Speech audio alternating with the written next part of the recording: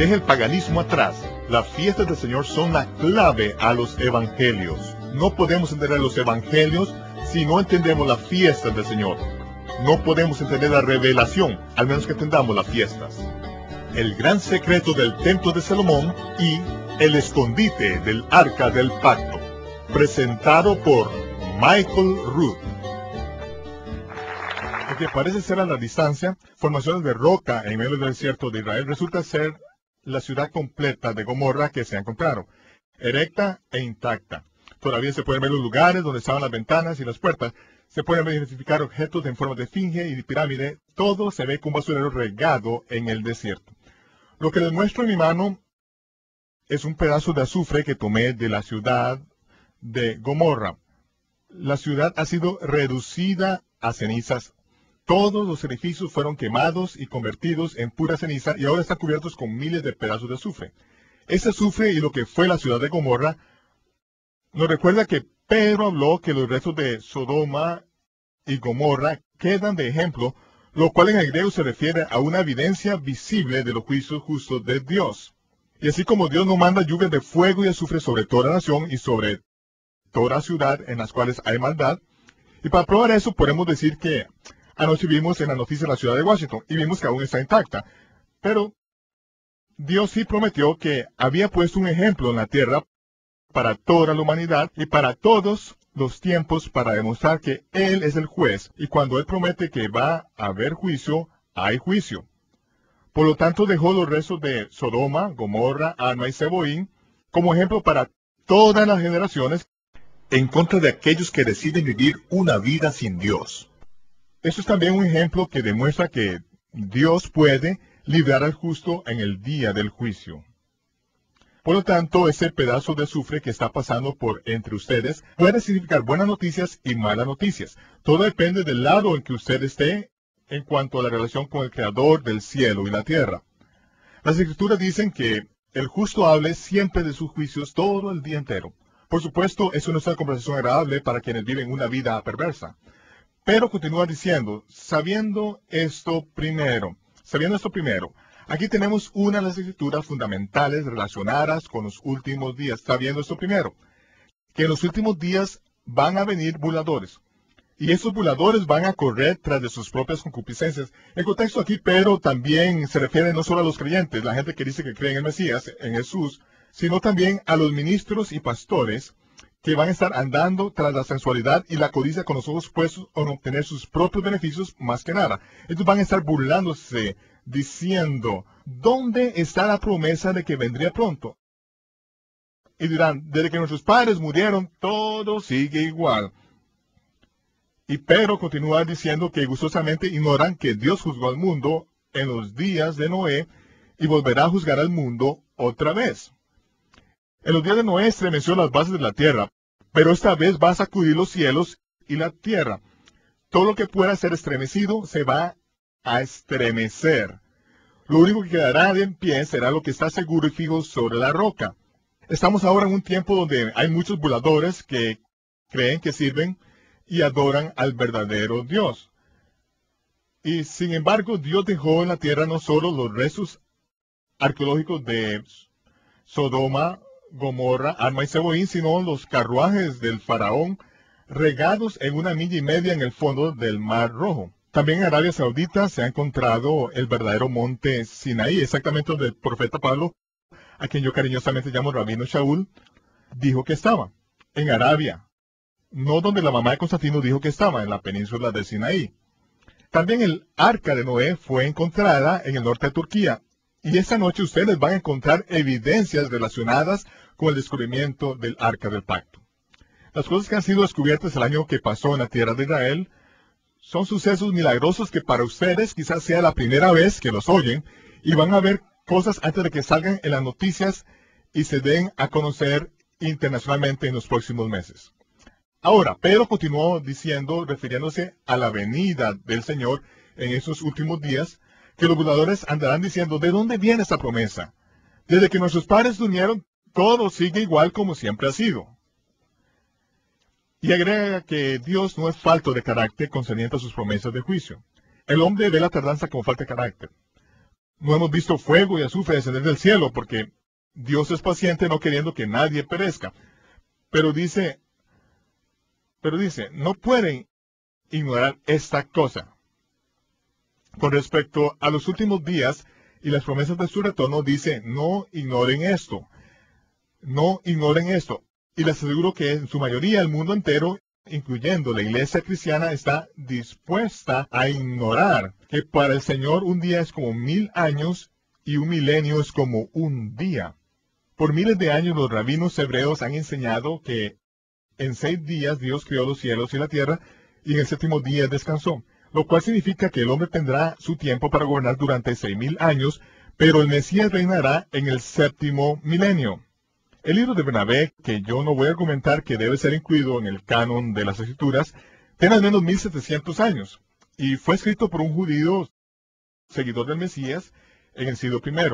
El libro de Bernabé dice esencialmente lo mismo, que Dios creó los cielos y la tierra en 6 días y descansó en el séptimo. El Mesías reinará en el séptimo milenio. Los creyentes del siglo I no se engañaban creyendo que el Mesías iba a venir en cualquier momento, o que podía regresar en cualquier momento. Hay requisitos legales con respecto al retorno del Mesías, cosas que tienen que ser cumplidas. Hasta estas cosas no se cumplan, el Mesías no puede ni va a regresar. Porque hay algo que Dios no puede hacer una vez que ha dado su palabra, no puede quebrantarla. Sostendrá su palabra porque es la misma con la cual creó los cielos y la tierra.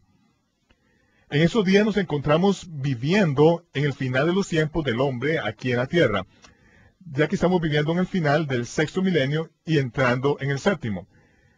Y aunque el calendario moderno judío dice que estamos en el año 5760, no hay eruditos judíos modernos que discutan el hecho de que se han restado años del calendario total, pero aún así el número de años es discutible. Fue el rabino Shimon Schwab, el notable cronólogo hebreo, quien indicó que él sabía que al menos 165 años habían sido sustraídos del total de años transcurridos, y probablemente muchos más. Y aunque podemos probar matemática y astronómicamente que los cálculos del Seder Olam están equivocados, aunque era la pregunta, ¿en qué tiempo estamos? Bueno, entre los cronólogos gentiles o cristianos occidentales que creen que la Biblia es verdadera, no había ninguna discusión con respecto a esa declaración, que la creación ocurrió aproximadamente en el año 4000 antes de Cristo, y que ahora estamos aproximadamente en el año 2000 de la era común. Cualquier niño de segundo grado puede sumar 4 más 2, o 4000 más 2000, y ver que estamos por ahí del año 6000. Pero en la iglesia cristiana no se nos enseña matemática básica, porque empezamos con el problema que solo se nos dio una señal, que el Mesías iba a estar en la tumba 3 días y 3 noches, y si no podemos contar hasta 3, simplemente no hay esperanza que podamos algún día sumar 4 más 2 para que nos dé 6. Por lo tanto, nos encontramos con un reto matemático, pero esa es la situación que tenemos. No se nos enseña matemática básica que el primer año fue el año 1. El primer milenio fue del año 1 al año 1000. El segundo milenio del año 1001 al año 2000. Y el tercero del año 2001 al año 3000. El año 6001 da inicio al séptimo milenio o milenio sabático. Ahora, quiero señalar claramente que cuando hablo del día o milenio del Señor, no me refiero al rapto de la iglesia tan esperado por la iglesia occidental. Este milenio da inicio al estremecimiento de la tierra, da inicio al tiempo o época más emocionante de la historia de la raza humana, y es un tiempo que la Biblia profetiza que ese día vendría sobre el mundo como ladrón en la noche. La gente va a ser tomada por sorpresa porque se han olvidado de la manera en que Dios calcula el tiempo y han abandonado las fiestas de Dios. Vivimos en el universo de Dios. El mundo que vivimos está sincronizado con el reloj de Dios y calendario de Dios. Ya sea que nos demos cuenta o no, que lo reconozcamos no tiene relevancia. En Occidente hemos abandonado la manera en que Dios reconoce los tiempos, lo cual está claramente establecido en las escrituras hebreas, empezando con el libro de Génesis, y hemos adoptado un calendario pagano en el cual cada día de la semana tiene el nombre de un dios pagano. Cada mes, excepto 4 de ellos, tienen nombres de otros dioses paganos o ángeles caídos, y son celebraciones de ángeles caídos, y al adoptarlo hemos perdido el rastro de la manera en que Dios reconoce el tiempo. Esta noche va a ser diferente. Vamos a regresar a la manera en que Dios reconoce el tiempo y vamos a dejar de hacer lo que las Escrituras dicen que nunca debemos hacer. Nunca jamás permitir el nombre de otros dioses extraños salga de nuestra boca. Pero, sin embargo, hemos crecido en una cultura en la cual es difícil que por un día, es difícil que dar una fecha sin que pronunciemos el nombre de un dios o diosa pagana. Nos encontramos con la situación de que el reloj se le han quitado las manecillas y no tenemos idea del tiempo que estamos. No sabemos en qué tiempo estamos, pero Dios sí conoce la hora que vivimos. También vemos que en Occidente hemos abandonado las fiestas del Señor, que el apóstol Pablo en el Nuevo Testamento, en el Brit Hadashah, dice que todas son sombras de cosas que van a venir. Son sombras proféticas que el Mesías tiene que cumplir, pero las hemos abandonado y hemos adoptado celebraciones paganas que no están basadas en la realidad, no tienen ninguna realidad. Pero esta noche vamos a ver estas cosas y a entender que las manecillas del reloj han sido quebradas. No sabemos qué hora es y cuando el mundo se despierte estaremos en el séptimo milenio, el milenio sabático, el milenio del Señor y la tierra va a ser sacudida. Los dolores del parto habrán comenzado y nadie va a saber qué hacer, a menos que regresen a los tiempos y estaciones de Dios que las Escrituras advierten que no debemos ignorar. También nos encontramos con que algunas personas tratan de establecer fechas. Bueno, yo veo en las Escrituras que nunca debemos ignorar los tiempos y las estaciones de Dios. Estamos intentando volver al calendario de Dios y lo que me gusta hacer cuando alguien da alguna predicción o habla de 88 razones de que por qué Jesús va a regresar el 8 de octubre del 88, lo que yo prefiero hacer es tomar ese material y estirarlo a la basura, porque hay requisitos legales que deben cumplirse antes de que Jesús regrese. Y cada vez que alguien trata de calcular los tiempos basado en un calendario pagano, uno puede fácilmente determinar que está equivocado. Está completamente equivocado. Y2K no tenía relevancia. Hace un tiempo yo hablé de esas cosas y me gané un montón de enemigos. Porque a medianoche me levanté y conforme escribía lo que Dios me daba, concluí que el Y2K era algo sin sentido. Era algo totalmente irrelevante. El 31 de diciembre a medianoche no era el inicio de un día. No daba inicio a un mes, porque los meses no empiezan con Janus, enero, la diosa de 2 cabezas del Imperio Romano. No iniciaba una semana, no iniciaba un mes, tampoco un año, ni siquiera un milenio pagano. Todo lo relacionado con Y2K era sin sentido, excepto tal vez por una falla en el código de los 2 dígitos en las computadoras. Pero el día del Señor en el calendario de Dios es lo que vamos a estudiar, porque el mundo nos decía que el sistema podría colapsar, pero el Señor ya nos lo había dicho 3000 años antes. 3000 años antes. Ahora que el mundo ha logrado su atención y todo lo que pronosticaron no se ha cumplido, ahora el Señor quisiera conversar con su pueblo, porque el día del Señor está cerca y tiene una agenda a la cual se va a ajustar todo el mundo, les guste o no. En primera de Tesalonicenses, si toman sus Biblias, en el capítulo 5, empezamos a leer acerca de los tiempos y de las estaciones. No tenéis necesidad, hermanos, de que yo os escriba. ¿Por qué es que era necesario que Pablo les escribiera con respecto a los tiempos y las estaciones? Porque en esa época, en el siglo I, estos creyentes seguían el calendario de Dios. No era algo que había sido abandonado y reemplazado con un calendario pagano. También la palabra estaciones, a través de las escrituras hebreas, es la palabra moedín, que significa las fiestas del Señor, los tiempos señalados del Señor, la manera en que Dios reconoce el tiempo y también sus moedín. Sus estaciones son las sombras. Estas fiestas son las que devuelven las manecillas al reloj para que podamos ver en qué tiempo vivimos y para que ajustemos nuestras vidas al cumplimiento de las estaciones de moedín o fiestas del Señor. Porque vosotros sabéis perfectamente que el día del Señor, el milenio del Señor, como también se conoce a través de todas las escrituras hebreas, que el día del Señor vendrá como ladrón en la noche. Cada vez que se encuentra la palabra como en español usada como conjunción, tenemos lo que se conoce como una figura del lenguaje conocida como símil. En otras palabras, hay similitudes que pueden extraer de la venida del Señor, comparándola con la manera en que viene un ladrón por la noche. Y aquí tenemos una de esas fiestas del Señor, o Moedín, los oráculos que le han sido otorgados a la cultura o a la gente hebrea o a la gente judía. Y en cada noche, imaginémonos esta situación. En la cultura judía, en el monte del templo, se encuentra un sacerdote cuyo trabajo consiste en mantener el fuego ardiendo bajo el altar toda la noche, de modo que por la mañana, a la hora de la oración o ofrenda, el altar esté preparado y listo para la ofrenda de la mañana.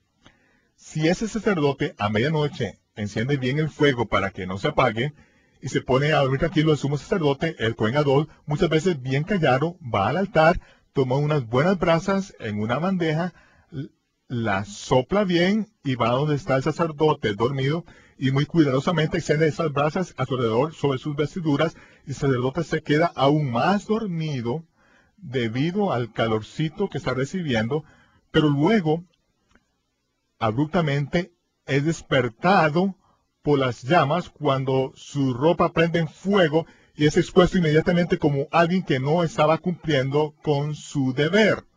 En otras palabras, el sumo sacerdote le llegó como ladrón en la noche y se vio que el siervo no estaba cumpliendo con su trabajo como se le había encargado. Ese es el mismo cuadro dado por el Mesías cada vez que se hace la comparación del día del Señor con el viniendo como ladrón en la noche. Siempre se trata de una sorpresa para los siervos perezosos, los borrachos, los malvados, que no están haciendo lo que se les pidió. Y no queremos estar en esta categoría. Queremos estar en la categoría de lo que está haciendo su trabajo. Y cuando llegue el sumo sacerdote, que se siente junto a nosotros al calor del fuego y tener comunión juntos porque somos obedientes a lo que se nos ha mandado. Nunca jamás debemos identificarnos el día del Señor viniendo como ladrón en la noche. Porque cuando digan paz y seguridad, entonces vendrá sobre ellos destrucción repentina, con los dolores de parto a la mujer encinta. ¿Quieren estar en la categoría de aquellos sobre quienes viene destrucción repentina? No estamos en la iglesia, pueden contestar. No queremos estar en la categoría de aquellos a quienes llega ese día, como los dolores a la mujer encinta. Aquí tenemos de nuevo la palabra como que introduce una comparación. Y cuando tenemos ese símil, vemos lo siguiente. ¿Cuándo es que llegan los dolores de parto a una mujer? ¿3 semanas después de quedar embarazada? No, cuando se le cumple el tiempo. ¿Cuándo empiezan los dolores de parto? Ya sea que esté preparada o no, no hay ninguna diferencia. Ese bebé viene cuando empiezan los dolores de parto. Entonces, si usted no está preparado para lo que está a punto de suceder, va a estar con dolores de parto. Va a necesitar un obstetra porque no tiene idea de lo que viene y no se ha preparado del todo.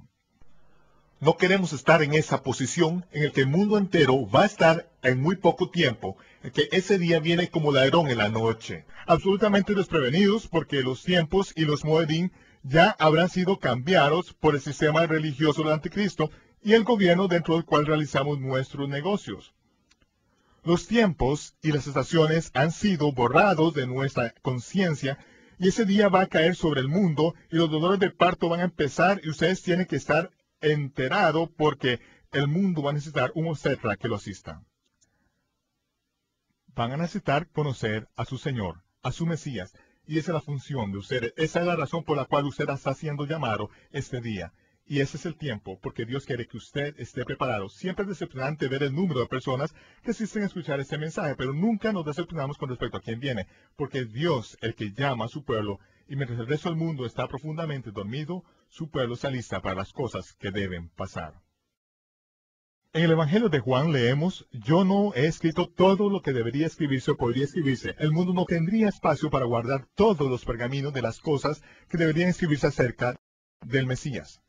Pero sigue diciendo, estas cosas las he escrito para que ustedes sepan que Yahshua de Nazaret es el Mesías, el unigénito de Dios, y para que creyendo tengan vida en su nombre. Ahora, de vez en cuando uso los nombres en hebreo. Ustedes saben, cuando digo Yahshua, ustedes saben que estoy hablando de Jesús, el nombre con el cual ustedes crecieron y están familiarizados, pero yo uso el nombre que el ángel Gabriel le dijo a su madre Miriam que lo llamara, como es el nombre de María en hebreo. Por lo tanto, todos sabemos de quién estamos hablando, por lo tanto, no hay problema o conflicto con eso.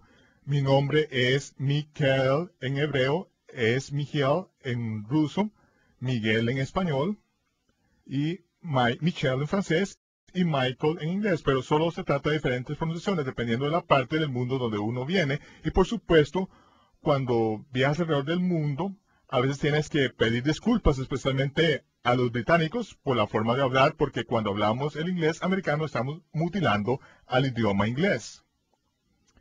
Empezando a ver las escrituras desde el punto de vista hebreo, vemos que Juan en su evangelio dice: yo he escrito todas estas cosas para que sepa que Yahshua de Nazaret es el Mesías, el único Hijo de Dios, para que creyendo en él tengan vida por su nombre. Ahora, ¿cómo es que Juan y Yohanan muestran a los creyentes judíos del primer siglo, a quienes escribe que Jesús de Nazaret es el Mesías? ¿Cómo lo demuestra? Lo hace mostrando cómo Jesús de Nazaret cumple cada detalle de las fiestas de la primavera, tal y como se habían venido ensayando año tras año, siglo tras siglo, en cada detalle hasta el propio día, hora y momento exacto. Eso es lo que prueba que Él es el Mesías. Luego, en el relato de Apocalipsis, al cual yo llamo el Evangelio de la Revelación, porque para los que aman su venida, el Apocalipsis es buenas noticias, malas noticias para el resto del mundo. Pero es un Evangelio, el Evangelio del Rey que reina, y vemos que Juan, da detalles de cómo el Mesías cumple todo lo relacionado con la fiesta del Señor en el otoño, cumpliendo hasta el más mínimo detalle del día, hora y momento preciso, tal y como se ha venido enseñando durante miles de años. Apocalipsis realmente no se puede entender desde nuestra propia perspectiva gentil occidental a una distancia de 2000 años de la fiesta del Señor, porque literalmente Apocalipsis trata de cómo el Mesías cumple la fiesta del Señor. Ese entendimiento es lo que el Mesías me ha encargado. Me ha encargado que enseñe el cumplimiento profético de las fiestas del Señor. Es bueno estar con ustedes esta noche. Realmente es un verdadero placer para mí el estar con tantos gentiles que son seguidores del Mesías judío. Como ven, en los primeros 15 años desde Pentecostés, hasta que la casa de Cornelio llegó a la fe, durante los primeros 15 años no había creyentes gentiles del todo. Había cientos de miles de creyentes judíos, pero no gentiles del todo, durante los primeros 15 años. Y a veces, 2000 años después, es fácil olvidarse del hecho de que los primeros seguidores del Mesías fueron judíos. Esto lo vemos claramente en el libro de los Hechos Apóstoles Judíos, y como ven, he agregado a propósito de la palabra judíos porque todos los apóstoles eran judíos. En ese libro se lee que había una gran compañía de Cohenim, que eran obedientes a la ley. Los Cohenim son los sacerdotes que servían en el lugar santo. Eran obedientes a la fe, y fueron los seguidores judíos del primer siglo los que llevaron las buenas nuevas de su Mesías a los gentiles, y dieron su vida y servicio, al igual que al apóstol Pablo y muchos otros. Ahora, 2000 años, nos encontramos como una gran familia. Nos encontramos como parientes muy cercanos debido a la sangre del Mesías, y concluimos que sí, que después de tanto tiempo podemos ver atrás y decir, hey, sí funcionó. Es cierto que hay unas cuantas cosas que hay que limpiar. Hay unas cuantas cosas que se agregaron a la fe una vez entregada a los santos, y una vez hay unas cosas que han sido borradas, pero eso es lo que Dios dijo que sucedería en los últimos días, y esa es la razón de por qué estamos aquí. Porque fue Pablo quien las escribió a los creyentes de Roma y preguntó, ¿qué ventaja tiene el judío? Y contestó a esa pregunta retórica, mucho en todo sentido, pero principalmente porque a los judíos se les encomendaron los oráculos de Dios. Entonces, de todas las ventajas que existen, entre todas las ventajas que él podría enumerar, la primordial es que a los judíos, a Israel, se les encomendaron los oráculos de Dios. ¿Cuáles son esos oráculos que son tan importantes? Como leemos en Hebreos, después de tanto tiempo, ustedes ya debían de ser maestros, pero todavía necesitan que les explique de nuevo los rudimentos de los oráculos de Dios. ¿Cuáles son esos oráculos que son tan importantes, que son como la base de la base? Como dice Pedro, si alguien ministra, si alguien enseña, si alguien habla, que hable de los oráculos de Dios. ¿Cuáles son esos oráculos que son tan básicos en lo que respecta a nuestro entendimiento que ni siquiera deberíamos estar enseñando hasta que los hayamos dominado? Fue Esteban quien de pie delante de Sanedrín dijo: nuestros padres recibieron los oráculos vivos para dárnoslo. ¿Cuáles son estos oráculos vivos? La palabra oráculo suena un tanto místico en nuestra cultura, ¿verdad? La palabra oráculo en griego es la palabra logión, que significa comunicación. Y vemos que Dios en realidad le confió su comunicación, la revelación de sí mismo, a las 12 tribus de Israel. Y ellos tenían que ser sacerdotes para el mundo entero, para todo el planeta. Vemos que Moisés y todos los profetas fueron enviados a las 12 tribus de los Cherokees, de los indígenas, de los navajos o de los aborígenes. No. Vinieron a las 12 tribus de Israel. Ellos debían ser sacerdotes y maestros para el mundo entero. Las escrituras le fueron encomendadas a ellos y hasta el día de hoy, en medio de todas las diferentes versiones, incluyendo la versión de la nueva era de la Biblia en inglés, aún permanece un solo texto en hebreo. Y ese texto hebreo tiene el mismo orden que tenía hace 3.500 años cuando Moisés escribió cada palabra. En ese texto hay una secuencia de letras equidistante en la Torá, los 5 libros de Moisés, en el cual desde Génesis, cada 50 letras, empezando desde el principio, cada 50 letras deletrea una y otra vez la palabra Torá, Torá, Torá, Torá, lo cual se traduce como ley en Éxodo. Sucede lo mismo. Pero Deuteronomio y Números aparece Torá, pero para atrás, la cual apunta al libro central que es Levítico.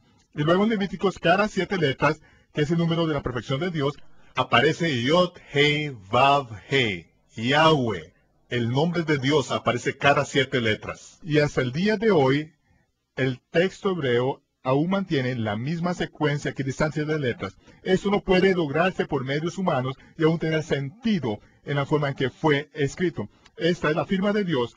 Las escrituras fueron encomendadas a Israel y ellos hicieron un mejor trabajo de lo que hicieron los griegos, los latinos y obviamente los ingleses en mantener la pureza de las escrituras.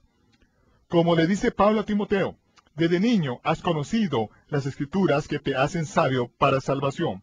Cuando Pablo le dijo esto a Timoteo, ¿se refería a los evangelios de Mateo, Marcos, Lucas, Juan, Hechos, Romanos, Corintios? No, ni siquiera existían.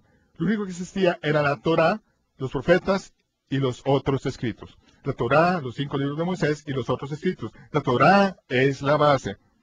Torá significa instrucciones, decisiones de Dios. Timoteo conocía las escrituras, la Torá desde niño. A los judíos se les enseñaba la Torá cuando se levantaban por la mañana, cuando se sentaban a la mesa se les enseñaba la Torá, o cuando caminaban y cuando se acostaban cada noche se les enseñaba la Torá, y la entendían y la memorizaban desde la niñez. Continúa diciendo que toda la escritura es dada por inspiración de Dios y es útil para la doctrina, para reprender, para corregir, para instruir en justicia, para que el hombre de Dios sea perfecto y preparado para toda buena obra. ¿De cuáles escrituras hablaba? De la Torá. Era lo único que existía en ese tiempo. No quiero decir que el Nuevo Testamento no haya sido dado por inspiración de Dios. Solo digo que para cuando esta carta fue escrita, la Torá era la base de los creyentes del siglo I. Era todos los que entendían. Shaul dice que cada sábado razonaba con ellos en la sinagoga con las escrituras. ¿Cuáles escrituras usaba? ¿El libro de Romanos? No existía. Apolo convenció a los judíos por medio de las escrituras que de Jesús era el Mesías. ¿Cómo lo hizo? Lo llevó a la Torá, porque la Torá mostraba todos los cuadros de lo que el Mesías debía lograr. Los de Berea escudriñaban las escrituras diariamente para probar lo que les enseñaba Saúl. Y a propósito, ese es su nombre en hebreo. Cuando Saúl se convirtió en su seguidor del Mesías, no le dieron un nombre griego. Pablo, como lo llaman los griegos, ¿ok? Así que familiarícense con Saúl. A veces lo voy a llamar por ese nombre para que sepan de quién estamos hablando. Pero los de Berea escudriñaban las escrituras para probar si lo que Pablo estaba diciendo era cierto o no. ¿Cuáles escrituras escudriñaban para probar si verdad o que Jesús era el Mesías? La Torá. Esa es la base. No se puede probar que lo que Pablo predicaba era correcto a menos que se pueda encontrar en la Torá. Y en todas sus epístolas continuamente está citando la Torá, porque es la base. Y así se sabe que uno tiene las escrituras en contexto. Como vemos en los Estados Unidos, en su mayor parte, hemos desarrollado religiones que se han formado tomando bytes de sonidos llamados versículos del Nuevo Testamento, agrupándolos en nuevas doctrinas completamente fuera de contexto y no reconociendo que la mayoría vienen de la Torá, o que son una interpretación de lo que la Torá ya ha declarado. De esta manera, es que tenemos 4.000 denominaciones diferentes, por lo general agarrándose del cuello una con nosotros los domingos por la mañana, pero no es ahí para donde vamos. Sigamos. Vemos que hasta Pedro escribe: nuestro amado hermano Shaul les escribe a ustedes algunas cosas difíciles de entender. A los creyentes de judíos del primer siglo que les escribe, aquí puede identificarse con Pedro. Algunas cosas que Pablo escribe son muy difíciles de entender. Nosotros nos parecemos a Pedro, somos como pescadores porque no hemos creado toda una vida con la Torah. Dice, no han aprendido y son inestables, tuercen estas cosas así como lo hacen con las demás escrituras para su propia destrucción. Ahora, ¿qué es lo que no han aprendido y que son tan inestables? ¿Qué pueden tomar los escritos de Shaul, los escritos de Pablo y darles vuelta completamente? Son inestables e ignorantes en las escrituras, la Torah, de donde él constantemente está citando. Entonces podemos tomar sus escritos, frases que ha dicho y torcerlas completamente fuera de contexto y terminar con el concepto de doctrina más ridículo imaginable. Y ustedes han imaginado algunos conceptos bastante extraños aquí en los Estados Unidos. Ten cuidado de no seguir el error de los malvados y caigas. ¿Cuál es el error de los malvados? Así como dijo el Mesías, ustedes yerran por no tener conocimiento de la Torá. Las escrituras que nos hacen sabios para salvación. Como ven, a menudo se nos olvida que Pablo no solo era judío creado en Jerusalén, sino que estudió a los pies de Gamaliel, quien hasta el día de hoy es considerado el rabino más venerado en toda la historia de Israel. Para cuando Pablo tenía 20 años de edad, tenía que saberse de memoria, palabra por palabra, toda la Torá, desde Génesis hasta Deuteronomio, sin perderse una palabra. Pablo mismo dijo que se sentía más celoso de la Torá que sus colegas. Pablo era uno de los hombres más brillantes de su generación, enseñado de acuerdo con los métodos más estrictos de la Torá. Era un hombre inteligente, pero tenemos que tener claro que es en el contexto de la Torá que tiene que entenderse y expresarse sus escritos. Como exclama Pablo al final del libro de los Hechos, hermanos, yo soy fariseo, hijo de fariseo. Él no sabía de eso. Los fariseos eran muy conservadores. De hecho, eran los saduceos quienes no creían en la resurrección. Por eso se fueron seducidos. Nicodemo y José de Arimatea eran fariseos también. Ahora no solo vamos a ver las escrituras que son los oráculos escritos, sino también los oráculos vivos de Dios que son las fiestas del Señor que fueron encomendadas a Israel. Las fiestas son las sombras de las cosas que el Mesías tiene que cumplir. Después de su resurrección, el Mesías se le aparece a 2 de sus discípulos, a Cleofas y a otro más, que iban camino a Emaús, y es a esos a quienes empieza a explicar la escritura de su resurrección. Cuando se une a ellos, les pregunta, ¿por qué están tan tristes? ¿Qué les pasa? ¿De qué hablan? Y Cleofas le contesta, ¿eres extranjero en Jerusalén? ¿No has oído las cosas que han sucedido en esos últimos días? Y Jesús le pregunta, ¿qué cosas? Mientras caminaban hacia Emaús, fueron dándole los detalles de todo lo que habían visto esa semana. Y me puedo imaginar a Jesús preguntando, bueno, ¿y qué pasó luego? Cuéntame más, ¿qué pasó allá? Y cuando le contaron todos los detalles, finalmente, justo antes de llegar a Emaús, le dice, oh tontos y tardos de corazón, para creer todo lo que dijeron los profetas, los mavín. ¿No tenía que sufrir el Cristo todas estas cosas y entrar en su gloria? Estas cosas que ellos habían enumerado kilómetro por kilómetro conforme caminaban.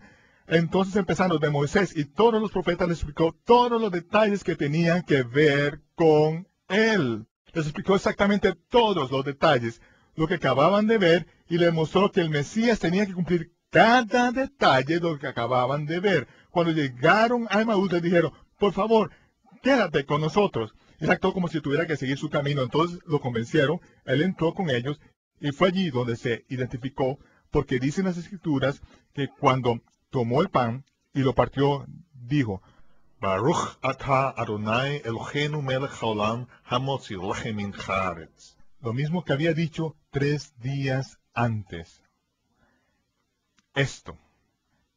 Esta oración y todo lo que han venido haciendo cada sábado, año tras año, siglo tras siglo, esto es mi cuerpo que fue entregado por ustedes. lo partió, lo puso en la mesa y desapareció súbitamente. Y los discípulos dijeron, ¿no ardía nuestro corazón por dentro cuando caminábamos con él y hablaba de las Escrituras? Entonces los discípulos salieron corriendo de regreso a Jerusalén, se reunieron con el resto de los discípulos y empezaron a contar todo lo que había sucedido, y de repente Jesús apareció en medio de ellos y dijo, Shalom, paz. Y luego empezó a enseñarles desde Moisés y todos los profetas, y le mostró cómo tenían que cumplirse todas las cosas de la Torá. Todas las solemnidades del Señor tenían que ser cumplidas, y cómo de esa manera acababa de cumplir toda la fiesta del Señor que cae en la primavera. Esas son las cosas que vamos a examinar esta noche conforme profundizamos un poco más. En Jeremías 16, esta noche vamos a ver cómo es que se cumplieron las profecías, porque es como si se tratara de un curso que podríamos llamar Profecía Bíblica 101. Ese es un curso básico. Si no entendemos las fiestas, entonces no tiene sentido examinar las titulares de las noticias y tratar de relacionarlas con versículos aislados de las escrituras hebraicas que se sacan completamente fuera de contexto. Primero tenemos que entender las bases, entender los tiempos y las estaciones, y luego sí podemos examinar los periódicos y ver cómo esas cosas están sucediendo en ese día, en ese preciso momento. Leemos en Jeremías 16, empezando en el versículo 14, donde habla de cuando el Señor Dios traiga a Israel a la tierra que les di a sus padres. Ese día Jeremías clamó y habló de ese día futuro y dijo, Oh Señor, mi fortaleza, mi refugio en el día de aflicción, mi refugio en el día de aflicción. Ese día de aflicción se acerca a la tierra. Faltan pocos días para que comiencen grandes pruebas, la gran tribulación que azotará la tierra. Y continúa diciendo que los gentiles vendrán a ti, Israel, desde los confines de la tierra. Los gentiles vendrán a ti, Israel, desde los confines de la tierra, y dirán, y la palabra dirán es mucho más profunda en el hebreo. Es una realidad clamar con remordimiento y arrepentimiento. De seguro, nuestros antepasados han heredado mentiras, han heredado vanidad. Y la mayoría de las veces la palabra vanidad puede traducirse como prosperidad, la cual es la religión de los Estados Unidos. Gana que muere con más número de juguetes. Nuestros padres nos han heredado lo que no aprovecha. ¿Hará acaso el hombre dioses para sí? Mas ellos no son dioses. Y sin embargo, eso es lo que se nos ha hecho. Se nos ha enseñado acerca de Astaroth, la diosa de la fertilidad, que no es nada más que una diosa pagana con el pecho desnudo que era adorada el primer domingo después del equinoccio invernal, teniendo huevos en la sangre del sacrificio de niños, y se repite esa ceremonia en las iglesias de los Estados Unidos pensando que es un servicio para Dios. Es una abominación. Nuestros padres nos han dado dioses que son una completa abominación y de ninguna manera son agradables ante Dios.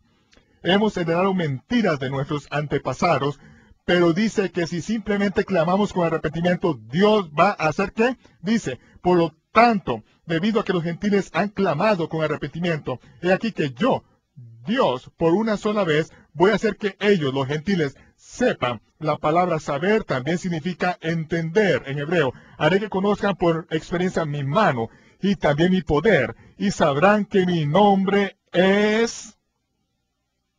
Y en algunas versiones españolas dice el Señor. Primero que nada, Señor no es un nombre. Es solo un título que se le ha dado a cualquier británico que posea tierras en los últimos 1000 años.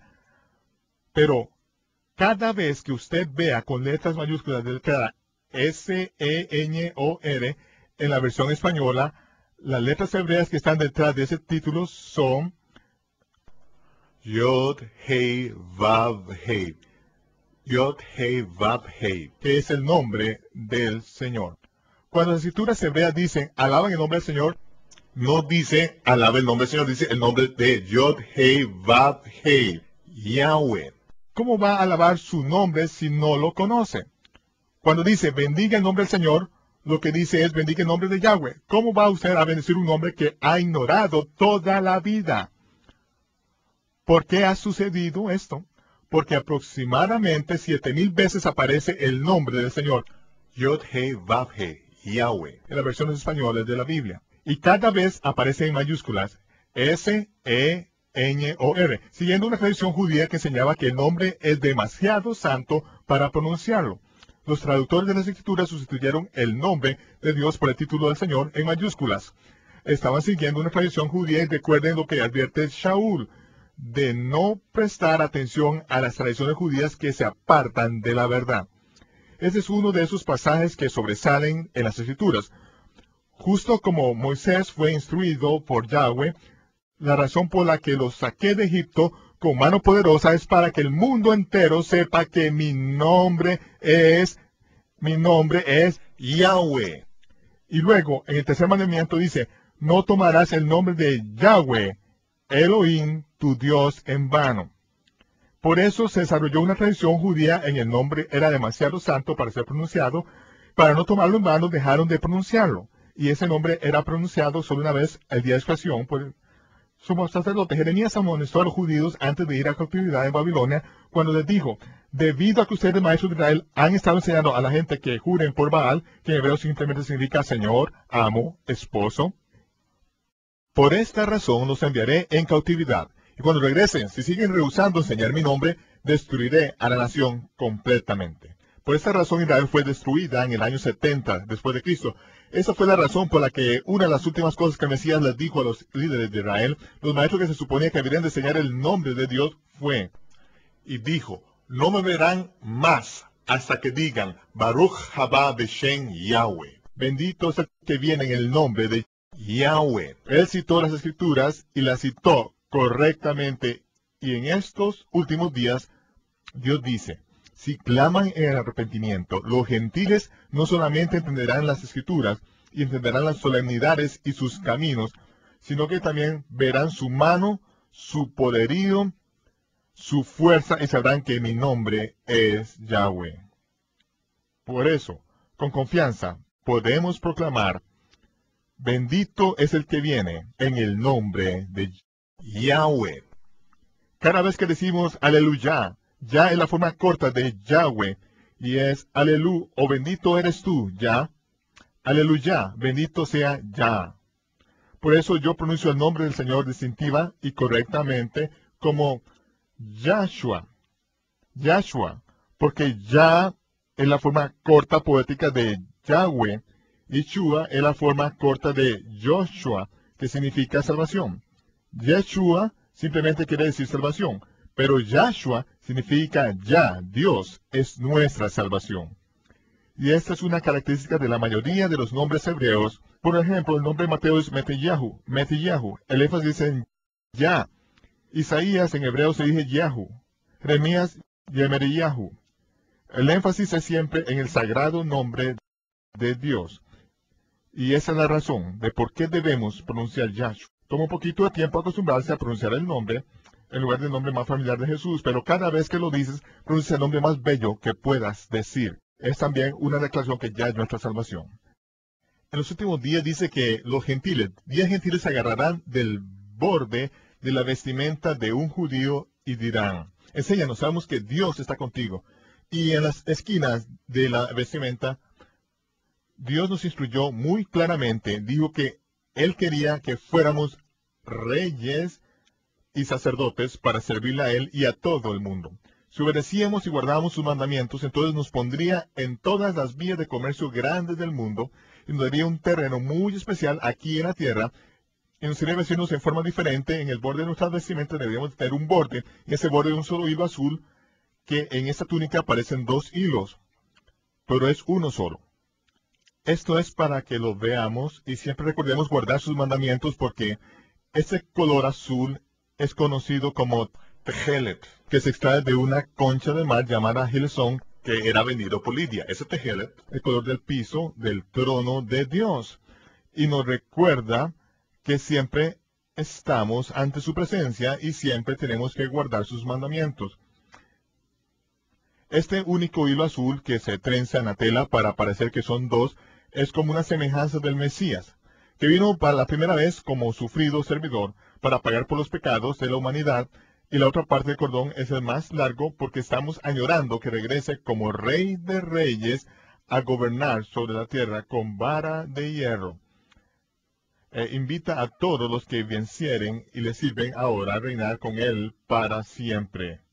Malaquías también dice que el Hijo de Justicia se va a levantar con poderes de sanidad en sus alas, el kenaf y el tzitzit en su túnica, en el borde de su túnica y leemos que en los evangelios que había una mujer que llevaba 12 años sufriendo de un problema de sangrado.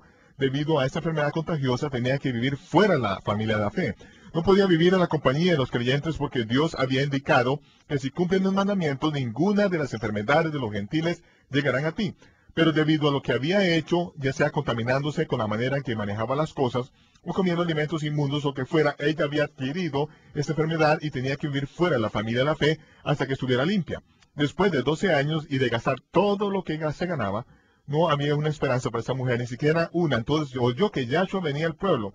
Había una gran multitud agrupándose alrededor de él. Entonces se metió en medio de la multitud, en contra de la Torá, en contra de las instrucciones, y se metió dentro de la multitud.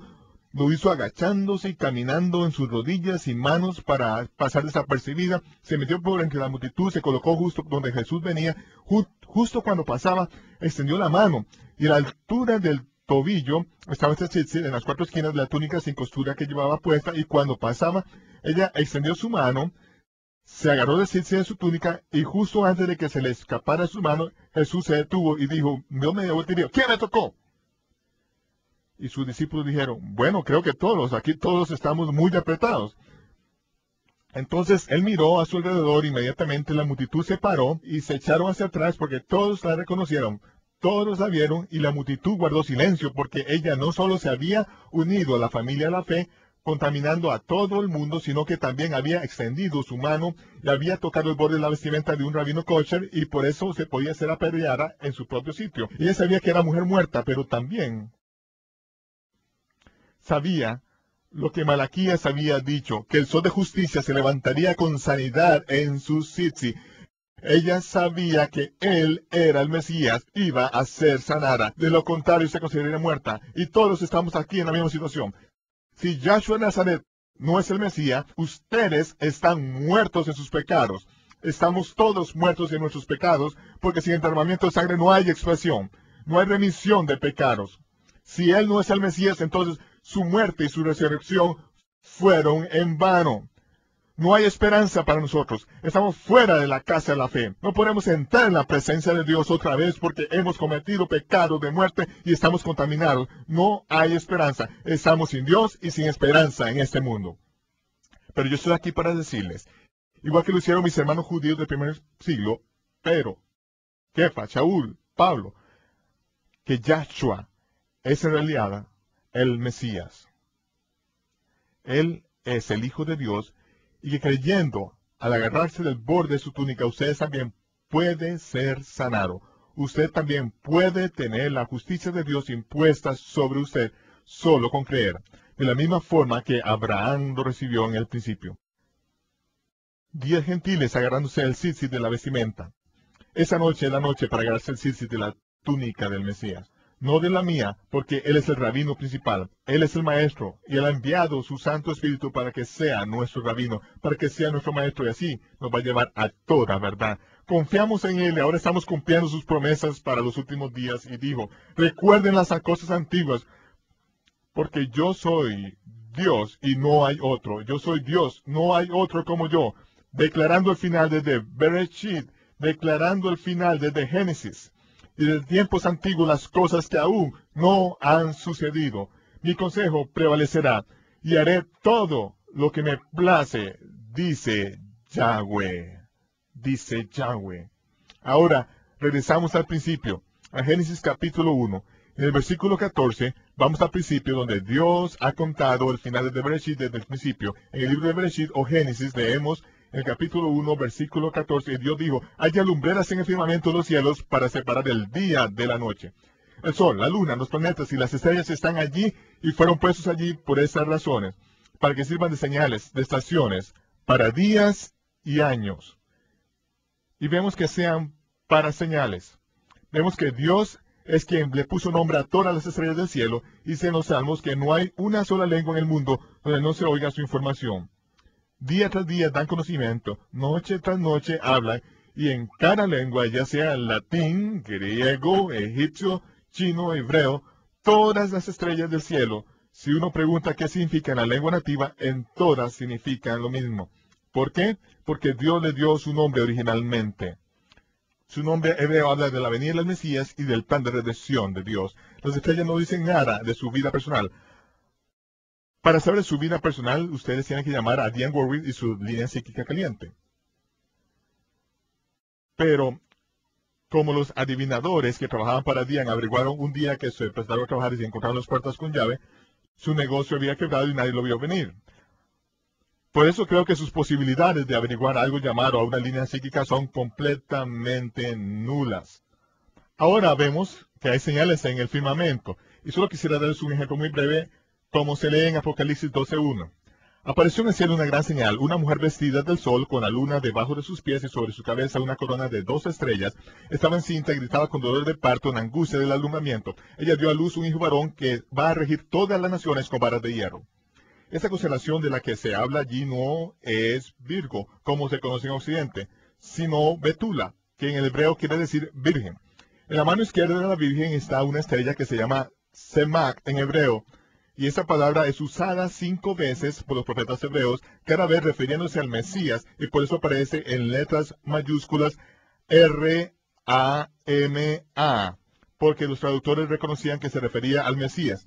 Primero que nada, esa rama, Semak, renuevo, se refiere al rey, al siervo, al hijo del hombre, al sacrificio de expiación y al juez, y eso es por eso que tenemos 5 evangelios. En Mateo es el Mesías, la rama, el rey, en Marcos es el siervo, en Lucas es el hijo del hombre, en Juan es el hijo de Dios y el sacrificio de expiación, en Apocalipsis es el Mesías, el juez. Y cada una de esas estrellas hablan de la venida del Mesías. Y así fue como el primero de Tishri del año 3999, cuando el sol se ponía y Betula aún estaba vestida con el sol. Ahí fue cuando el primer rayo de luna nueva apareció bajo sus pies. Eso indicaba que era el primero de Tishri, un día santo, el día de trompetas, cuando se hacen los anuncios no solo en los cielos, sino en la tierra. Y fue en esa fecha exacta que también apareció entre los pies de la siguiente constelación que estaba por encima de su cabeza, que es no la constelación Leo, sino Ariel, el león de la tribu de Judá, una estrella que en hebreo se llama Hamalek, que quiere decir el rey. Y así como Jacob le dijo a su hijo Judá que el cetro, la soberanía, no se apartaría de entre los pies de Judá hasta que viniera el Mesías. En el mismo momento que aparece el primer rayo de la luna nueva, bajo los pies de Betula, el planeta Júpiter, que en hebreo se dice Hatzerik, y significa el justo, se alinea con Hamalek, y ese fue el momento que anunció el nacimiento de Hatzerik, el rey de justicia, el primero de Tishri del año 3999. Esa era la gran señal en los cielos que los astrónomos caldeos habían estado buscando por más de 500 años. Daniel, quien fue un eunuco en la corte de Nabucodonosor en Babilonia, estaba a cargo de todos los astrónomos caldeos durante más de 60 años de su vida. Sabía cuándo iba a venir el Mesías, conocía la trayectoria de las estrellas en el cielo y conocía la señal que anunciaría el nacimiento del Mesías. Y él, quien no tuvo descendencia porque era eunuco, siendo uno de los hombres más ricos del imperio de los caldeos, convertido en un gran hombre y el presidente durante 3 reyes, antes de morir tomó todas sus riquezas y las puso en las manos de los astrónomos caldeos que eran judíos y les dijo: ustedes estudian las estrellas, observan los cielos, y cuando vean estas grandes señales en el cielo, yo quiero que lleven mi tesoro y lo depositen a los pies de mi Señor. 500 años después, esos astrónomos caldeos que eran judíos vinieron a Jerusalén y dijeron: hemos venido a adorar a quien ha nacido rey de los judíos. Hemos visto su estrella y hemos venido a adorarle. Esa es la señal que está en el cielo. Y así es como Dios comienza su historia, que sean por señales, para estaciones, para días y para años. Vemos la manera en que Dios reconoce el tiempo. Los días y los años son para Dios como los engranajes de un reloj. Todos se mueven a diferentes velocidades, todos se interrelacionan en maneras diferentes, pero aún así marcan el tiempo. Y lo entendemos así. Dios puso estas señales en los cielos para reconocer el tiempo. Por ese motivo, el calendario hebreo bíblico es diferente del calendario moderno judío. El calendario moderno judío estaba basado en los cálculos matemáticos del rabino Hillel II del siglo IV. Con Israel esparcido por 3 continentes, ya no fue práctico ni tampoco posible mantener con exactitud el reconocimiento del tiempo de Dios como se había estado haciendo por siglos. Entonces Hillel hizo calculaciones para poder determinar cuándo caían las fiestas para que todo el pueblo de Dios pudiera celebrarlas en el mismo día.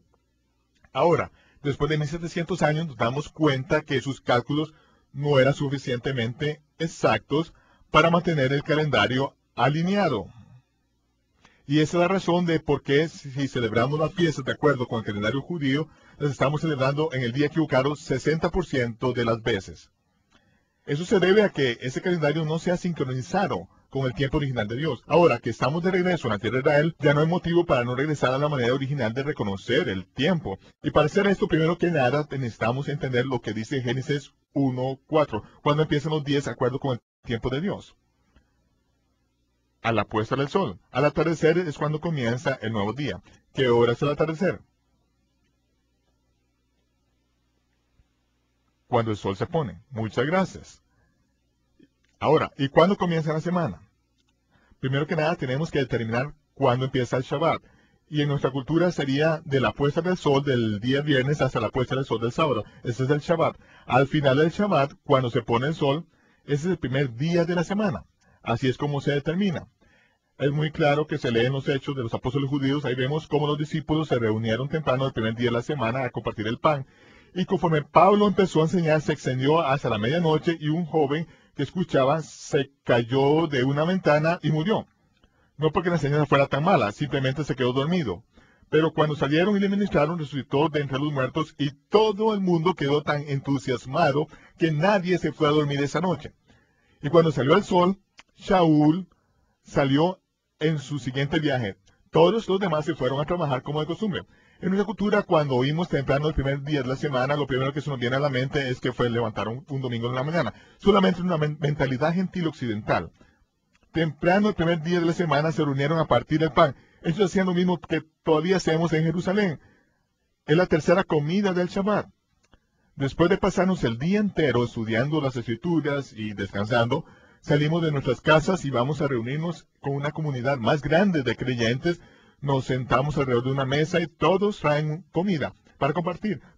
Todo el mundo tiene un himno, todos tienen una comida, todos tienen una revelación. No vas a creer lo que el Señor me mostró hoy. Y es tan emocionante que aún hoy en día hacemos esto en Israel. Entre los judíos ortodoxos, los carolitas, los mesiánicos, aún se hace hasta el día de hoy. Y ¿sabe una cosa? Hacemos todo lo posible para alegrar el sábado, el mayor tiempo posible. Es común regresar a la casa a las 2 o 3 de la mañana para disfrutar del sábado. ¿Saben? Algunas personas a veces me preguntan, ¿tenemos que cuidar el sábado? Un momento, no han entendido por Dios, pero si hacemos todo lo posible para alargarlo, Dios hizo ese día para nosotros, ese día de la semana.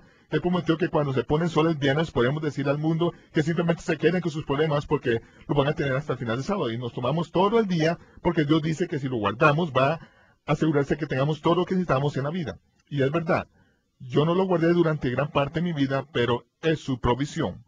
Así vemos cómo empiezan las semanas. Al final del Shabbat, cuando el sol se oculta, ahí es cuando comienza la semana. Y ahora, ¿cuándo comienzan los meses? Los meses empiezan cuando aparece el primer rayo de la luna nueva.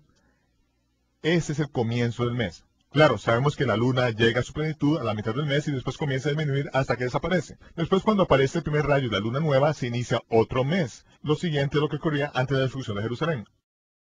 Hay hombres en los alrededores de Jerusalén cuando la luna se ha ocultado. Ahora, están observando justo cuando el sol se está ocultando, observan el horizonte para ver el primer rayo de la luna nueva. Cuando han divisado la luna nueva, entonces algunos hombres de Jerusalén y sus alrededores suben al monte del templo y llaman al guarda del templo y dicen, hemos visto la luna nueva. El guarda del templo baja, se va, al menos que haya 2 testigos, y va y busca un miembro del Sanedrín, los ancianos de Israel. Y él baja y entrevista a estos hombres, y cuando ha verificado 2 avistamientos, entonces sube al monte del templo, reúne a todos los ancianos en la sala de la piedra que está a un lado del templo. Entonces avisan al Cohen Gadol, el sumo sacerdote, y dice, tenemos 2 hombres que han visto la luna nueva. El sumo sacerdote se para en lo más alto del monte del templo, en lo más alto del monte del templo, y llama a los testigos y les dice, ¡suban aquí! ¡Suban aquí! Y estos 2 testigos suben al monte del templo y comparecen ante los ancianos y el sumo sacerdote declarando su detención de la luna nueva, y tan pronto los 2 testigos dan su testimonio concurrente, el sumo sacerdote ordena, ¡suenen las trompetas! y las trompetas se oyen desde lo alto del monte del templo. Entonces, más abajo, en el valle de Etiopía, arriba, en el monte de Sión, tiene la leña amontonada, le prenden fuego y sube una columna de fuego y una nube de humo sube por el aire. Luego se envía la señal desde Beit Karen hasta Tecoa y todas las cimas de la montaña de Israel, donde hay centinelas observando, quienes al ver el humo salir de detrás de las montañas en la distancia y las columnas de humo, entonces toman la antorcha, le prenden fuego a la leña y sube otra columna de fuego, tocan el shofar y al cabo de una hora, toda la tierra de Israel sabe que es Rosh Chodesh, es la santificación de la luna nueva, es el primer día del nuevo mes. Como ven, es un poco más interesante que mirar el reloj y simplemente decir, bueno, creo que es el primero del mes. Pero como ven, esos son los moedinos, ensayos de Dios que ha puesto en la cultura de su pueblo, los oráculos vivientes que muestran el cuadro del Mesías que viene y las cosas que él tiene que cumplir. Ahora, ¿cuándo comienzan los años? Los años comienzan en la primavera del año, tal y como dicen las Escrituras, el mes de la vid. Y aquí tenemos en este cuadro ante ustedes el mes de la vid. Por lo general es la primera luna nueva después del equinoccio invernal. Sin embargo, esa no es la manera en que se determina. Después del mes 12 del año, y en este momento estamos en el mes 12 del año, de acuerdo con el calendario bíblico hebreo corregido, entonces cuando aparece el primer rayo de la luna nueva, lo que hacemos es que vamos a los campos de cebada de la tierra de Israel, inspeccionamos la cebada, porque sabemos que si este es el mes de la vid, entonces 15 días después vamos a realizar la ceremonia de la gavilla de los primeros frutos. Y esa ofrenda de la gavilla mecida de los primeros frutos se hace el primer día después del sábado semanal durante la fiesta de los panes sin levadura. Entonces, para poder hacer esto, la cebada tiene que estar aviv, que es en referencia al nivel de madurez de la cebada. Si la cebada no está aviv, si no está madura, y lo que hacemos es que tomamos un poco de cebada y la ponemos en el fuego.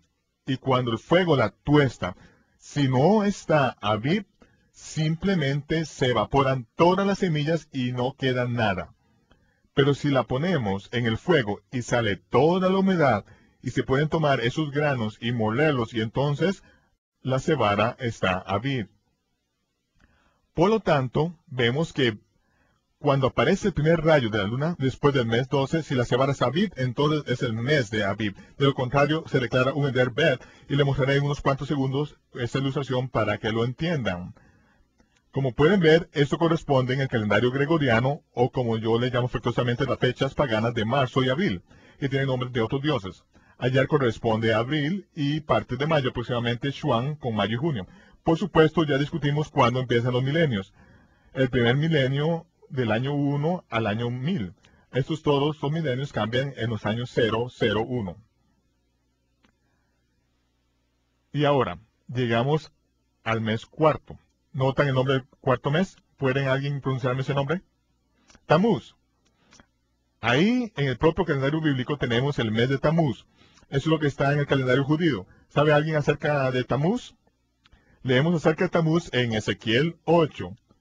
Habla acerca de mujeres que lloraban por Tamuz. ¿Y por qué están llorando estas mujeres por Tamuz? ¿Qué es lo que está pasando aquí? Solo tenemos que retroceder un poco y averiguar quién fue la mamá de Tamuz. La mamá de Tamuz había estado casada con Nimrod. Nimrod fue quien construyó la torre de Babel. A eso se debe su gran fama y murió y ascendió al cielo y se convirtió en el dios Sol. Ahora, muchos meses después de su muerte y ascensión y convertirse en el dios Sol, su viuda Samiramis quedó embarazada y la historia es que quedó embarazada por los rayos del sol de su marido que ascendió del cielo. No conozco mucha gente que hoy en día crea esa historia, especialmente si su hija le viene con ese cuento. Pero esa era la historia, que había quedado embarazada por los rayos del sol y dio a luz a Tamuz el 25 de diciembre. Ese es el día del nacimiento del dios sol babilónico, 25 de diciembre. Creo que probablemente es importante notar que estuvimos en cautiverio en Babilonia, estuvimos involucrados en la adoración de Tamuz. Sabemos que el cumpleaños de Tamuz era el 25 de diciembre. Salimos de Egipto y sabemos que el dios sol egipcio Ra había nacido el 25 de diciembre. Los romanos nos crucificaban en cruces, que era la señal del dios sol romano Mitra, que también había nacido el 25 de diciembre. Sacrificaban judíos al dios Sol Mitra, nacido también el 25 de diciembre. Y Antíoco Epifanes entró en Jerusalén, sacrificó un cerdo en el altar en el año 160 a.C. y puso una estatua de Zeus, el dios Sol griego, el 25 de diciembre en su cumpleaños. Ahora, hay un día que les garantizo que Jesús no nació. Ese día es el 25 de diciembre. Por ese motivo, si los cristianos gentiles occidentales tratan de testificar ante los judíos y hacen que Jesucristo se vista con un montón de túnicas paganas del dios Sol, entonces no los culpen si no creen. Es porque ustedes lo presentan vestido como un dios pagano. No se espera que ellos adoren dioses del sol paganos. Y no vistan a Jesús así. Él nació un 15 de Tishri. Y si no pueden celebrar su nacimiento en el día correcto, entonces no celebren ningún cumpleaños de ningún dios pagano. Entonces, así es que tenemos el mes de Tamuz. Ahora, lo que sucedió fue que Semiramis murió, pero por casualidad fue reencarnada en el primer domingo, después del equinoccio invernal, como Astarot, la diosa de la fertilidad, quien bajó del cielo un huevo gigante que cayó en el río Éufrates, quebrándose y convirtiéndose así en un ave, en un conejo que pone huevos. Luego, muere Tamuz por casualidad. Y lo digo irónicamente. Muere debido al ataque de un cerdo salvaje a la edad de 40 años. Entonces, de ahí en adelante, después de su muerte, era adorado apartando un día de luto por Tamuz, uno por cada año de su vida. Entonces, los 40 días que preceden al día en que su madre nació, de nuevo como Astarot, la diosa de la fertilidad, es lo que se aparta como los 40 días de luto por Tamuz. Creo que esto se le llama Cuaresma. Y luego, el domingo de Pascua matan un cerdo salvaje que representa a que mató a Tamuz y comen jamón el domingo de Pascua. Esa es la perversión enfermiza de adoración del sol que Israel se involucró, y Dios dice que es una abominación, es completamente detestable y repugnante y podrida. La palabra abominación es una de las más fuertes que hay en todo el idioma hebreo. Y por supuesto vemos que esto mismo ha sido adaptado en la iglesia cristiana gentil y creen que lo hacen para adorar al verdadero Dios. No lo es absolutamente detestable para el verdadero Dios, y Él dice no. No aprendan el camino de los paganos, no aprendan la manera de servir a sus dioses y digan que lo hacen para mí. Es una abominación. Bueno, la gente dice, bueno, es que eso no significa para mí. Bueno, realmente no importa lo que significa para usted. Nosotros no lo adoramos a usted, adoramos al verdadero Dios. Y si Él dice que es una abominación, entonces ¿qué es? Una abominación. Así de sencillo. Ahora seguimos y vean que dejé escrito en el calendario el mes de Tamuz, así como está ahí, para mostrar que Israel se involucró en esta perversión igual que ha hecho la iglesia gentil occidental. Y fue Constantino quien puso su espada en la garganta de seguidores del Mesías y les dijo, de ahora en adelante ustedes van a descansar en el día venerable del dios Sol. Porque Constantino fue un adorador del Sol Invictus Mitra, el dios Sol romano. Aquí tengo una moneda que fue acuñada en el año 336 después de Cristo. En la cara tiene a Constantino y el Sol Invictus Mitra en el reverso. Constantino adoró a Mitras hasta el día en que murió, después de supuestamente haberse convertido al cristianismo. Mandó asesinar a su esposa y a su hijo mayor. Ese hombre fue un asesino hasta el final y nunca siguió las pisadas del verdadero Mesías. Después volvió a poner la espada en el cuello de los cristianos y les dijo, no celebrarán más las fiestas judías. Veremos que de acuerdo con las escrituras, que no se llaman fiestas judías, se llaman las fiestas del Señor. Y el Señor no se le quita, se enoja mucho. Ahora vemos Etanim o el mes de Tishri, que es el séptimo mes hebreo, septiembre. Sep significa 7, octubre de octagón 8, noviembre Novus 9 y Deca, diciembre 10. Esto va en línea con la manera hebrea antigua de reconocer los meses, solo que no se reconocen al mismo tiempo. Cuando vemos eso, podemos entender la situación. Ahora tenemos el último mes, el mes de Adar.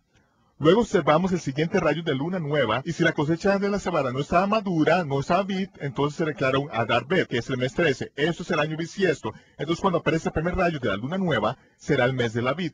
El mes lunar, como puede ver, tiene una duración de 29.53 días. Aquí vemos una foto que está detrás del calendario que muestra el primer rayo de la luna, y es el primer día del mes de Mar Cheshvan. En la parte de atrás del calendario puede verse, y eso, si usted lo sostiene así, aquí estamos en el Monte de los Olivos. Ese es el Hotel Rey David, y el Monte del Templo está aquí, a la izquierda. Y justo aquí, en este momento, es el 10 de noviembre del año 1999, el cumpleaños de la Fuerza Naval Americana. En ese momento que están 40 judíos congregados a un lado del Monte de los Olivos. Son judíos rabínicos, que no creen que Jesús es el Mesías. Hay judíos queraritas, que no están de acuerdo con los rabínicos, pero que tampoco creen que Jesús es el Mesías. Hay judíos mesiánicos que sí creen que Jesús es el Mesías. Estamos todos juntos por primera vez en el día celestial correcto. Estamos declarando un nuevo mes en el día correcto por primera vez en 2000 años. Justo aquí, en ese momento, cuando se tomó esta foto. Luego saco una bolsa de cebada nativa de Israel que me costó un brazo y un shekel, y cada uno toma un puñado de semillas y lo esparce a un lado del Monte de los Olivos. En los siguientes 2 días, sembramos 8 campos de cebada en la tierra de Israel, que es suelo de la propiedad de los sacerdotes y levitas de la tierra de Israel. Es la primera cebada sembrada en suelo judío desde la destrucción de Jerusalén en el año 70 de nuestra era. Esto es lo que se requería para que nosotros pudiéramos declarar el Aviv el año entrante. Tal y como dije hace 3 años, vamos a estar bajo el calendario de Dios para el comienzo del 7º milenio. No podía pasar hasta que sembráramos campos de cebada en la tierra de Israel, y aquí estamos. Yo estoy tirando cercos de ovejas. Eso es Tecoa, donde Amós, el pastor de ovejas, profetizó del día del Señor. Y ese es el primero y principal campo de cebada que sembramos. Todo eso es parte de las excavaciones arqueológicas herodianas. En el fondo vemos que trajimos 2 vagonetas de estiércol de ovejas y cubrimos el campo con estiércol de ovejas que trajimos de la propiedad de Merocan, el único sacerdote de ovejas que queda en Tecoa después de 3.500 años. Aquí vemos ahora a Misaya y a Bruceville. Misaya es mesiánico, Bruceville es judío rabínico. Ellos están sembrando la cebada en el primer día de Marche Shuan. Aquí vemos ahora una vista del área arqueológica que se llama Ciudad de David, abajo a un lado del Valle de Quirón. Y hemos sembrado un campo de cebada aquí también. Aquí tenemos a 8 niños árabes cuyo trabajo es asegurarse que nadie moleste ese campo de cebada. Si hacen bien su trabajo, le traeremos un regalo de Estados Unidos. Y Dios dijo que sean por señales, por estaciones, por días y por años. Ahora, la palabra estaciones, una vez más, es Moedín, que son las solemnidades del Señor. Ahora abran sus Biblias en Levítico capítulo 23. Ese capítulo debería ser uno de los favoritos de toda la Biblia. Levítico 23, verso 1. Empezamos a leer allí. Y el Señor habló a Moisés, y le dijo, habla a los hijos de Israel y diles concernente a la fiesta de los judíos que deben de ser proclamadas como convocaciones santas. Estas son solemnidades judías. Todos ustedes van a dejar que yo esté aquí y lea una versión de la Biblia de la nueva era y no van a protestar. Habla a los hijos de Israel y diles en relación con las fiestas de Yahweh. Ahora sí podemos pronunciarlo correctamente, ¿verdad? No solo la fiesta del Señor, sino la fiesta de Yahweh, que ustedes deben proclamar que son convocaciones santas. De modo que si el Creador dice que son convocaciones santas, entonces, ¿cómo debemos llamarlas? Convocaciones santas. Oh, eso soy yo muy débil. Tratemos de decirlo de nuevo. El Creador dijo que las llamáramos, ¿qué? Convocaciones santas. La palabra convocaciones en hebreo que dice mikra, que quiere decir ensayos. Cuando Dios creó a Adán, sabía que había creado un ser que le gustan las fiestas. Y dijo, así es como vamos a festejar de ahora en adelante. 3 veces al año quiero que vengan a Jerusalén.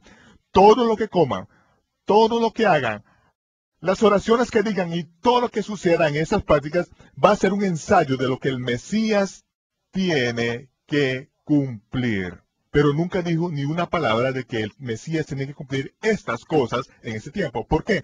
Porque si Satanás hubiera sabido cuál era el plan de Dios, nunca había crucificado al Señor de la Gloria. El Mesías vino la primera vez no para ser recibido como el Mesías y vivir feliz para siempre. Eso es completamente fabricado. La primera vez que vino lo hizo como un siervo que pagaría el sacrificio de expiación por los pecados de la humanidad derramando su sangre. Aún unos días antes de su crucifixión le preguntó a sus discípulos, ¿qué dicen los hombres que soy yo? Y dijeron, algunos dicen que eres Jeremías o Elías o uno de los profetas. Y dijo Pedro, ¿quién dices que soy yo? Pero dijo, tú eres el Mesías, el Hijo del Dios viviente. Y él le dijo, bendito seas Pedro, porque no te lo ha revelado carne ni sangre. Pero dijo, no se lo digas a nadie,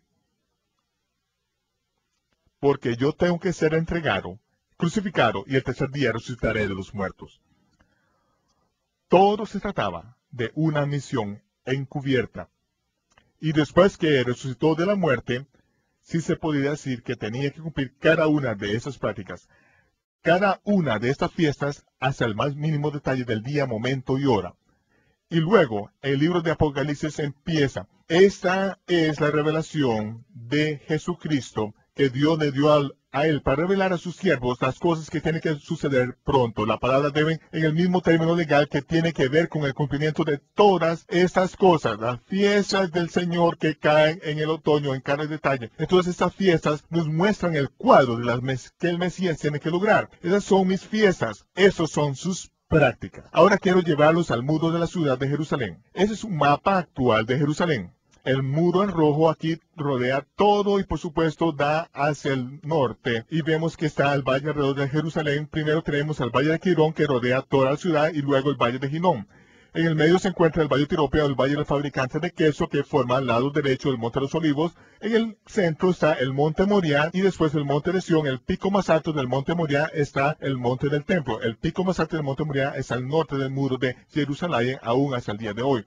Hay una donada aquí y luego el pico más alto del monte Moriah. Conforme observamos, vemos que los valles forman una letra Shin, que es la primera letra de la palabra Shaddai o Dios Todopoderoso. Eso es lo que está en la Mezuzá y se nota cuando uno entra a los lugares judíos porque la Mezuzá tiene los mandamientos escritos. Esa es la marca de Dios en la tierra. Ahora yo quiero que se paren conmigo en el valle de Tiropea mirando hacia el lado del monte Moriah. Aquí está viendo el monte Moriah. Ese es el monte en el cual Abraham fue instruido por Dios que llevara a su hijo y se ofreciera en sacrificio. Conforme se acercaba al monte desde el sur, entonces llegaron hasta esta cima, aquí y aquí donde Abraham dejó a sus sirvientes. El padre Abraham dejó a sus siervos allí y dijo, esperen aquí, mi hijo y yo vamos a sacrificar y regresaremos. Entonces tomó la leña del sacrificio que los siervos cargaban y la puso sobre los hombros de su hijo Isaac, diciéndole, hijo, sígueme. Isaac paró y dijo, papá, tenemos la leña para el sacrificio. ¿Dónde está el cordero? ¿Dónde está el cordero? Y con la leña del sacrificio sobre los hombros del hijo, dijo, ¿dónde está el cordero? Abraham respondió, Dios mismo proveerá el cordero. Y dijo, sígueme. Subieron hasta la cima del monte Moriah, y allí Abraham construyó un altar de piedra y puso sobre el altar de la leña del sacrificio. Luego ató su hijo y lo aseguró sobre la leña. Tomó el cuchillo para cortarle el cuello, y el ángel del Señor apareció y dijo, Dios sabe que no le negaría la vida de tu único hijo. Proveyó un carnero que está enredado entre las ramas arriba en la cima, y ese carnero atrapado entre las ramas fue sustituto en ese momento particular. Entonces vemos que desde el sur Abraham trajo a sus siervos y ellos se quedaron atrás en el pico más bajo que eventualmente se convirtió en el lugar donde se construyó el templo. Pero Abraham llevó a su hijo al pico más alto del monte Moriah. Esta geografía es de suma importancia porque muchos años después se construyó el muro para la ciudad de Jerusalén y la pared del lado norte de la ciudad hasta el día de hoy solo tiene 10 pies de altura. ¿Cómo se defiende un muro de 10 pies de alto? Se toma el resto de la montaña, que consiste en una excelente piedra para construir, con cincel se le da forma y se usa para construir. Entonces, con lo que se termina es con un muro de 60 pies de altura, porque incluye el lado del monte Moriah. Esa es la manera en que está hasta el día de hoy. Se usan todas las rocas y se va formando un muro con la base en ese lugar. Ahora se conocen como las minas de Salomón, porque estas rocas se usaron para construir el templo y, por supuesto, el muro para la ciudad de Jerusalén. Refiriéndose a esa puerta, de aquí Josefo dijo que en una ocasión había 2000 judíos colgados en cruces a lo largo de este camino de piedra. No se crucificaban hombres sobre colinas lejanas, lo hacían justo al lado del camino. 2000 hombres colgando en las de las cruces. Se había acabado la madera y los tenían encadenados y esperando hasta una semana hasta que hubiera una cruz disponible, porque se necesitaba hasta una semana entera a veces para que las víctimas fueran sacrificadas a Mitra y para que murieran en la cruz allá afuera. Esto llegó a ser conocido como el lugar de la calavera. Aquí afuera, al norte de los muros de la ciudad de Jerusalén, todas las ejecuciones se hacía a un lado del camino de piedra donde se podía caminar y mirar los ojos de su hermano, de su papá, del vecino colgado allí en una cruz. Jerusalén fue destruida en el año 70 de nuestra era, y cuando fue destruida, esa puerta aquí y todo el muro desapareció. El templo desapareció. Sulimán el Magnífico llegó muchos años después y reconstruyó el muro y construyó una puerta con una posición más alta por encima de los escombros del muro. Y en los 1800 ya se podía salir por esa puerta y entrar directamente a un camino de tierra, y todos estos escombros eran parte de la destrucción del templo. Pero ahora cuando uno sale por esa misma puerta hay que subir como 10 metros para llegar a la calle actual. Por ahí es donde pasa el tránsito, ahí es donde están construidos todos los edificios y luego cuando se mira hacia abajo a la izquierda se ve que hay solamente una puerta que ha sido excavada en Jerusalén. Es la puerta por la cual salió el Mesías cuando iba a ser crucificado. Se puede bajar ahí hoy en día, pararse sobre la piedra por donde caminó el Señor y es el único lugar en Jerusalén que está a ese nivel. Todo lo demás está por encima de 10 metros de escombros. Es a lo largo de este muro que a finales de los 70 el señor Ron Wyatt, quien había sufrido una quemadura de sol buscando los restos de los carruajes en el Mar Rojo, regresó a la ciudad de Jerusalén y mientras caminaba por el lado de este muro con otro señor del Departamento de Antigüedades, dice que su brazo izquierdo se extendió y señaló hacia un montón de escombros a lo largo del muro que tenía hasta un gato muerto y dijo: esa es la cripta de Jeremías, ahí dentro está el arca del pacto. Tan pronto dijo esto, recobró el control de su mano. Después de decir tan sorprendente declaración, el señor que iba con él dijo: ¡qué maravilloso! Vamos a conseguir permisos y un lugar para que se hospede, nos encargaremos de todo. ¿Cuándo puede empezar? Pero no tenía idea de por qué tendría que estar allí. Tenía que regresar a su trabajo, entonces 6 meses después de estar estudiando se dio cuenta de que sí podía estar allí y empezó las excavaciones. Entonces vemos que en el siguiente cuadro que después de 3 años y medio de excavaciones, literalmente encontró los huecos de las cruces y los sitios de ejecución allí. He sostenido en mi mano numerosos clavos de 9 pulgadas que fueron extraídos de esta área en particular. Ahora podemos llevarla a la gente a través de video, mostrarles el sitio de la cruz, mostrarles la grieta del terremoto, con Ron Wyatt tomando una muestra de una sustancia deshidratada que se encuentra en esa grieta y luego mostrándola a ustedes con una magnificación de 50,000 veces, y esa sangre, al agregarle agua, todavía está viva, con los somátidos aún moviéndose después de 2000 años. Ustedes van a ver esa noche algunas cosas que no podían imaginar antes, porque esto es el cumplimiento de las fiestas del Señor. Y ahora vamos a discutir el problema del agua que ha estado sucediendo en la tierra de Israel. El año que pasó, comenzando con la primavera, no ha llovido. Medio año después caminábamos por las orillas del mar de Galilea, por la playa, mirábamos hacia arriba sobre nuestras cabezas a 5 metros de altura, la línea de donde pasaban los botes el año anterior. Esta es la primera agua de tomar. No hay agua en la tierra de Israel para tomar. Sin embargo, mientras continúa toda esa sequía, vemos que arriba en el monte del templo hay 4 cisternas. Estas 4 cisternas que fueron cavadas en la roca sólida, y en un tiempo se hizo llegar el agua hasta ellas de modo que hubiera agua para el servicio del templo. Pero este año, cuando todo se está muriendo de sed, encima de esta piedra sólida hay mucha agua que está entrando en abundancia dentro de estas 4 cisternas sólidas que vienen quién sabe de dónde. Nadie lo podía explicar. Les da pánico a los árabes porque pensaban que algo estaba pasando, que estaba socavando las bases del domo de la roca, y entonces empezaron a sacar el agua día tras día, todas las mañanas después de la hora de la oración. Los musulmanes iban y ponían unos aparatos y empezaban a bombear agua de esas cisternas. Luego, también levantaron las coberturas de piedras de allí, y lo que pasó es que ese día dejaron al descubierto la pared sur de la base del templo de Salomón. Ya sabíamos dónde estaba la base de la parte norte. Ahora, al estar expuesta la base de la parte sur, entonces ya sabíamos que debajo del domo de los espíritus, que vemos aquí en el fondo, debajo de este domo de los espíritus, acerca del cual los árabes son muy quisquillosos, existe una enorme piedra debajo de eso, Y los árabes no quieren que nadie ni siquiera se pare sobre esta roca. Sin embargo, nosotros ahora sabemos que esa gran piedra es parte del sistema hidráulico de elevadores de arena y es parte del elevador que Salomón construyó dentro del templo para esconder el arca del pacto en caso de que sitiaran la ciudad de Jerusalén.